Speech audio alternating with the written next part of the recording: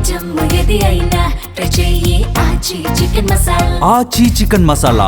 పాలకుడుగా తాను పదవి బాధ్యతలు చేపట్టిన తర్వాత జగన్మోహన్ రెడ్డి క్యాబినెట్, జగన్మోహన్ రెడ్డి ప్రభుత్వం 5 సంవత్సరాల పాటు రాష్ట్ర రాజధానిగా అమరావతిని కొనసాగించడానికి ఇష్టపడలేదు.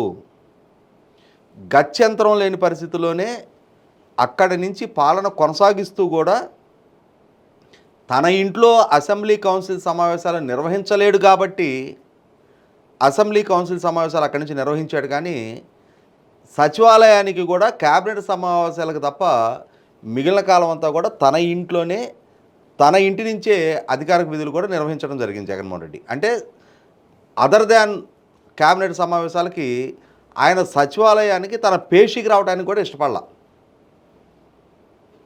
అటువంటి జగన్మోహన్ రెడ్డి రీసెంట్గా నేషనల్ మీడియాతో మాట్లాడుతూ కూడా అమరావతి నదీ గర్భంలో నిర్మాణం జరుగుతూ ఉంది, సుప్రీంకోర్టు దీన్ని పర్యవేక్షించాల్సిన అవసరం ఉంది, ఎన్జీటీ ఉత్తర్వులని ఆదేశాలని ధిక్కరిస్తూ ఉన్నారు అనే అమరావతి నిర్మాణం పట్ల తన వ్యతిరేకతని బాహాటంగా జగన్మోహన్ రెడ్డి వ్యక్తం చేశాడు.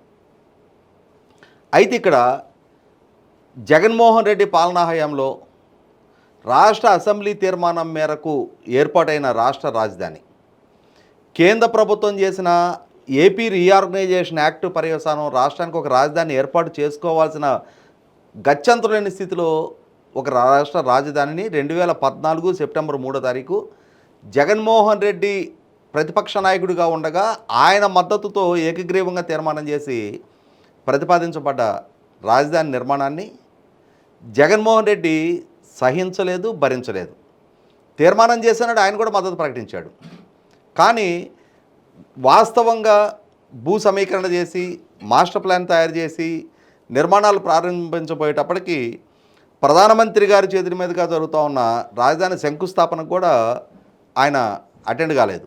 ఆఖరికి ప్రభుత్వం వైపు నుంచి ప్రధాన ప్రతిపక్ష నాయకుడికి ఆహ్వాన పత్రికని ఇంటికి తీసుకెళ్లిన క్యాబినెట్ మినిస్టర్లను కూడా తన గేటు దాటి లోపలికి రానివ్వాల. తన గేట్లో నుంచే తన అటెండర్ చేత సమాధానం చెప్పించి వెనక్కి పంపించాడు క్యాబినెట్ మినిస్టర్లను కూడా. అటువంటి ద్వేష వైఖరిని జగన్మోహన్ రెడ్డి 2019 ఎన్నికలకు ముందు ప్రదర్శించాడు.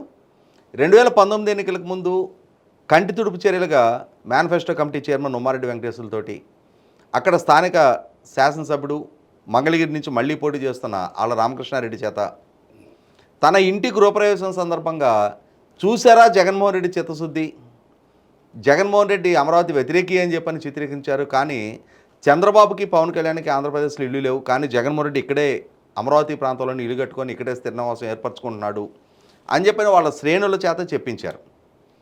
కానీ ఒక్కసారి ముఖ్యమంత్రిగా పదవి బాధ్యతలు చేపట్టిన తర్వాత ఆయన ప్రభుత్వం, ఆయన క్యాబినెట్ ఎలా వ్యవహరించింది అనేది ప్రజలకు ఒక స్పష్టత ఉంది. ఇప్పుడు మళ్ళీ అవన్నీ విడమర్చి కూడా చెప్పాల్సిన నెక్స్టే లేదు మనం.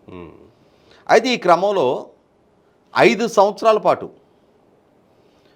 రాష్ట్రానికి 3 రాజధానుల ప్రతిపాదన అనే నినాదంతో 2024 ఎన్నికలు వాళ్ళు ఎదుర్కొన్నారు. విశాఖపట్నాన్ని ఎగ్జిక్యూటివ్ క్యాపిటల్గా ఒప్పుకోకుంటే ఉత్తరాంధ్ర 3 జిల్లాలని సపరేట్ రాష్ట్రం చేయండి అని చెప్పని ఇప్పుడు నిన్న మాట్లాడిన ధర్మాన ప్రసాదరావు ఆ రోజు క్యాబినెట్ మినిస్టర్గా స్టేట్మెంట్ ఇచ్చాడు. నిన్న ఏం మాట్లాడుతున్నారు బొత్స సత్యనారాయణ, ధర్మాన ప్రసాదరావు?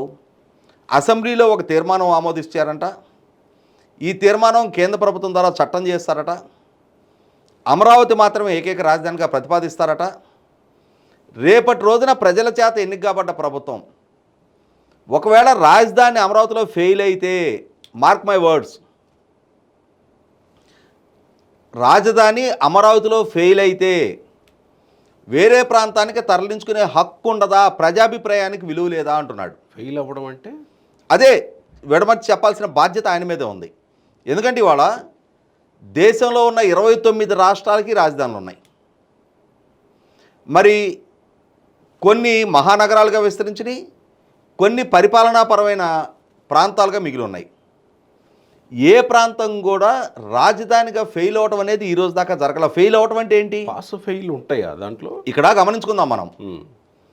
ప్రకృతి వైపరీత్యాలు సంభవిస్తే ఫెయిల్ అయినట్ట, పెద్దగా ఉపాధి అవకాశాలు లేకుండా ఓన్లీ అడ్మినిస్ట్రేటివ్ అఫైర్స్కి పరిమితం అయితే ఫెయిల్ అయినట్ట, లేదు సంపద సృష్టికారకమైన వేరే నగరాల రాష్ట్రానికి ఉండి ఇక్కడ నుంచి ఓన్లీ పాలనా వ్యవహారాలకే పరిమితం అయి ఉంటే ఫెయిల్ అయినట్ట, దేన్ని ఫెయిల్ అయినట్టు అని చెప్పని ఈ ధర్మాన ప్రసాదరావు చెప్పదలుచుకున్నాడు.